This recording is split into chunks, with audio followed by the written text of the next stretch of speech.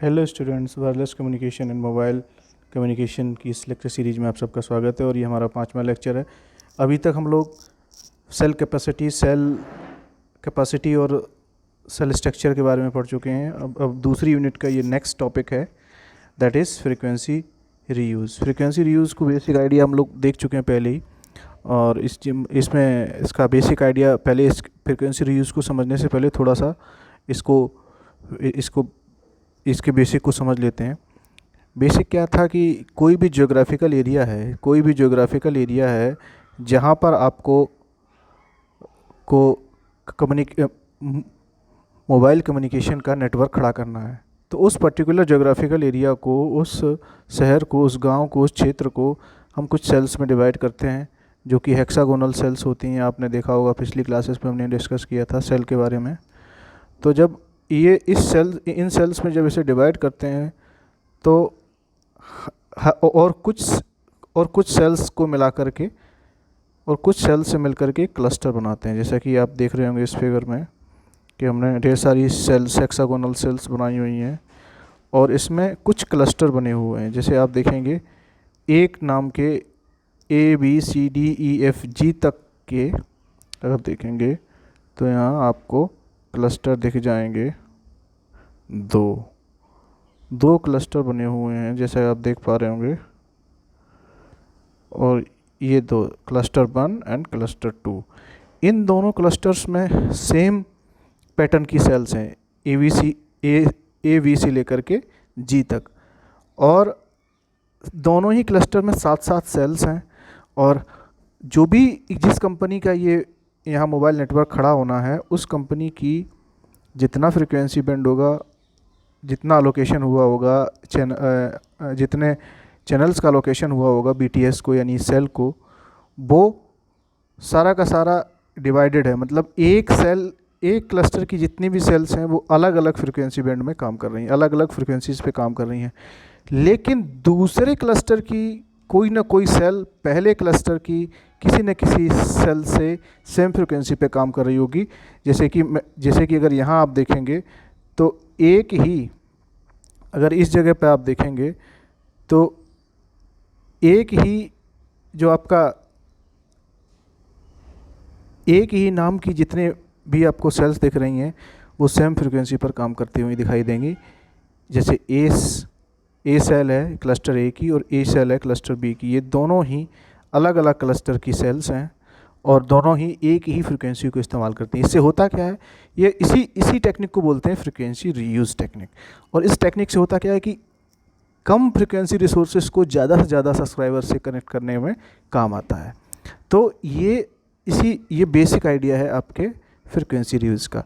अब देखते हैं कि अब इसके पॉइंट्स को देख लेते हैं जो अभी हमने डिस्कस किया है हिंदी में समरी। इसी का जो किताबी भाषा है वो क्या है, frequency reuse is the scheme in which allocation and reuse of the channel through a coverage region is done.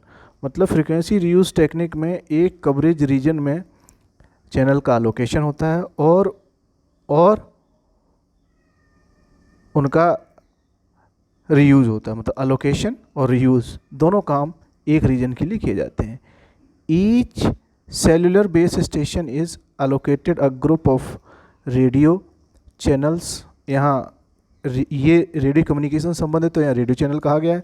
अगर यहाँ मोबाइल कम्युनिकेशन का वायरलेस कम्युनिकेशन का होगा तो वायरलेस चैनल कहेंगे इसे। Each cellular base station is allocated a group of a radio channel and frequency subband to use within the smaller geographical area known as cell। मतलब एक cell में आपको क्या करते हैं, एक सेल जो होती है उसमें एक ग्रुप ऑफ फ्रीक्वेंसी को अलोकेट करते हैं और उस पर्टिकुलर ज्योग्राफिकल एरिया को ही हम सेल कहते हैं। The process of selecting and allocating the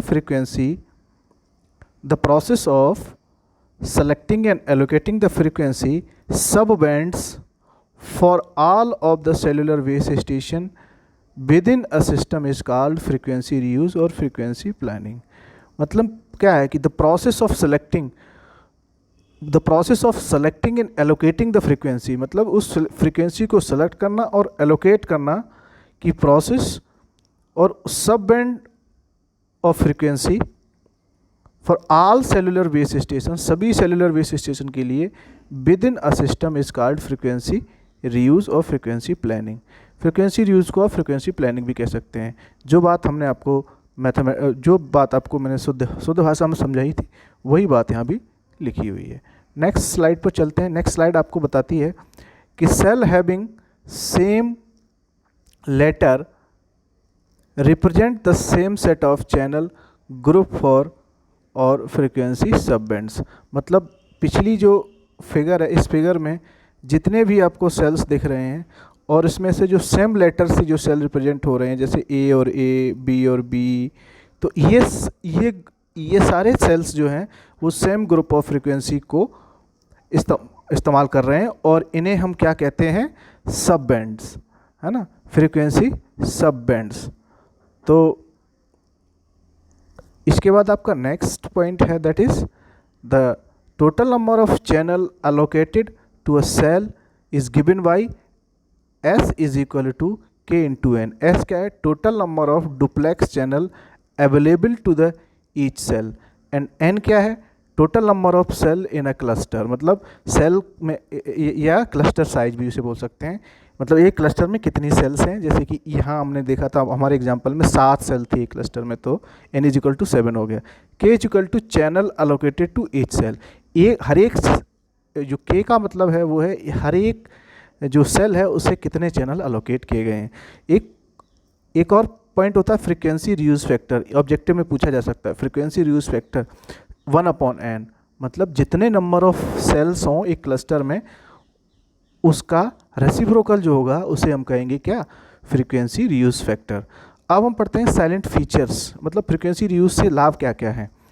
तो silent feature of using frequency reuse technique, frequency reuse improve the spectral efficiency and signal quality, signal की क्वालिटी को इम्प्रूव करता है, और स्पेक्ट्रल इफिशियंसी, स्पेक्ट्रल इफिशियंसी का मतलब ये है कि जो अलोकेटेड फ्रीक्वेंसी है उससे ज़्यादा से ज़्यादा यूज़र को कनेक्ट करना, और सिग्नल की क्वालिटी का मतलब ये है कि फ्रीक्वेंसी रीयूज़ के माध्यम से आपको चैनल को जो आपको बैंडविड्थ है उस बैंडविड्थ को कम डिवाइड करना पड़ता है, बल्कि उसी बैंडविड्थ को बार बार डिफरेंट यूज़र्स को अलोकेट कर देते हैं, जिससे कि ज़्यादा बैंडविड्थ पर यूज़र हमको उपलब्ध हो जाती है, जिससे आपकी सिग्नल की जो क्वालिटी है वो इम्प्रूव रहती है।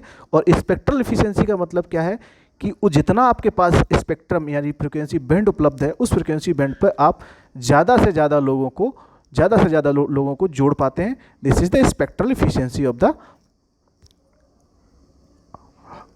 तो ये दोनों इंप्रूव हो जाती हैं with the help of frequency reuse. तीसरा पॉइंट है frequency reuse classical scheme proposed for GSM system offers a protection against interference. अब इंटरफेरेंस को समझ लेते हैं।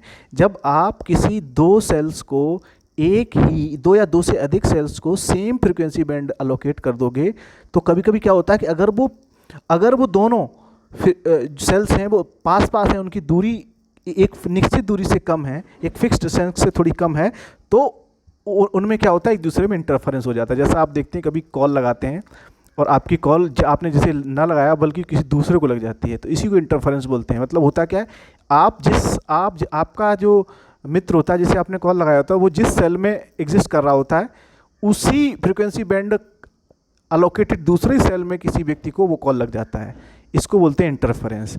तो ये जो जीएसएम टेक्नोलॉजी है, तो जीएसएम टेक्नोलॉजी ने कुछ इम्प्रूवमेंट करके इस इंटरफेरेंस को घटाया है। ठीक है, तो मतलब लोग कहते थे कि ये फ्रीक्वेंसी इसका जो इंटरफेरेंस है ये इसकी लिमिटेशन है, और इस लिमिटेशन को ओवरकम किया है जीएसएम में।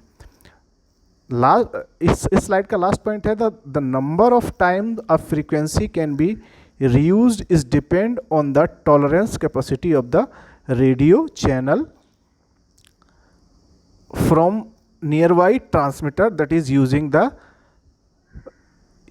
the same frequencies। मतलब क्या है कि कितने बार आप फ्रीक्वेंसी रीयूज़ कर सकते हैं, ये डिपेंड करता है उस ट्रांसमीटर की टॉलरेंस कैपेसिटी पर कि वो कितना टॉलरेट कर सकता है। मतलब ऐसा नहीं है कि आप किसी भी फ्रीक्वेंसी बैंड को इनफाइनाइट टाइम तक रीयूज़ कर सकते, नहीं, उसकी भी लिमिटेशन है और वो डिपेंड करता है tolerance capacity of the near by transmitter. ठीक है, जो पास वाला ट्रांसमीटर है उसकी नियर बाई उसकी टॉलरेंस कैपेसिटी पे आपका ये चीज़ डिपेंड करती है। तो इस तरीके से अगर आप देखेंगे नेक्स्ट पॉइंट इसका क्या होगा, next point is in the scheme the total bandwidth is divided into the different sub band that are using by sales.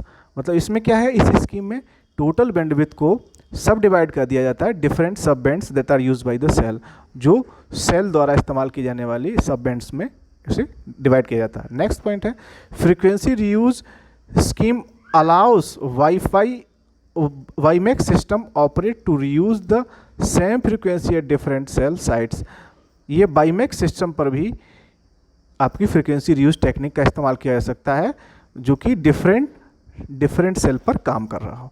WiMAX मैंने बताया था, LTE और वाईमैक्स पिछली क्लासेस में आप जाओगे तो पता चलेगा कि ये 4G टेक्नोलॉजी के इसके नाम मोबाइल कम्युनिकेशन के 4 जनरेशन की 2 टेक्नोलॉजीज़ हैं, LTE और वाईमैक्स। इसका लास्ट जो पॉइंट है वो है आपका limitation of this particular frequency reuse. Limitations क्या क्या है मैंने पहले डिस्कस कर लिया। लिमिटेशन जो इंटरफेरेंस की समस्या है, जब आप एक ही फ्रीक्वेंसी बैंड दो सेल्स को लोकेट कर दोगे तो कभी कभी इंटरफेरेंस की समस्या आ जाती है, जो कि आप लोग सभी लोग आप लोगों ने मोबाइल पे महसूस किया होगा, कभी कॉल करने पर किसी और को कॉल लग जाना। तो ये क्या, इस समस्या को रिमूव किया जा सकता है सेल्स की डिस्टेंस को दूर दूर करके। यही सारा इसमें लिखा हुआ है, सेल्स की डिस्टेंस को दूर दूर करके आप इसको, सेल्स की जो पोजीशन है उसे दूर दूर करके, मतलब जो भी सेल्स में फ्रीक्वेंसी यूज़ हो रही हो, सेम फ्रीक्वेंसी यूज़ हो रही हो, उनमें एक मिनिमम डिस्टेंस होनी चाहिए। और वो डिस्टेंस क्या है, D is equal to R into 3 to the power 3n 2 to the power 1/2। मतलब R यहाँ क्या है, रेडियस ऑफ द सेल है, n क्या है, number of cells in cluster है, क्लस्टर में कितनी सेल्स हैं, और D वो मिनिमम डिस्टेंस है जिस पर आपको इन्हें रखना है जिससे कि आपकी फ्रीक्वेंसी रीयूज़ संभव हो। तो इसी के साथ आपका ये लेक्चर समाप्त होता है। और इससे पहले कि मैं क्लास को बंद करूं, मैं आप सबसे अपील करता हूं कि मेरे चैनल को सब्सक्राइब करिएगा, अपने सभी दोस्तों में शेयर करिएगा, BTE UP से और BTech से संबंधित जो भी दोस्त हैं सबके साथ शेयर करिए, क्योंकि ये सब्जेक्ट आपका नया है और अभी तक इसकी किताब उपलब्ध नहीं है, तो ये ज़्यादा से ज़्यादा लोगों को बेनिफिट पहुँचाए। और इसी के साथ मिलते हैं अगली क्लास में। और हाँ, इससे पहले इस लेक्चर को सुनने से पहले आप लोग पहले जाइए पुराने हमारे जो इस सब्जेक्ट के 4 लेक्चर्स उन्हें सुनिए, उसके बाद यहाँ पर आइएगा। तब तक के लिए धन्यवाद।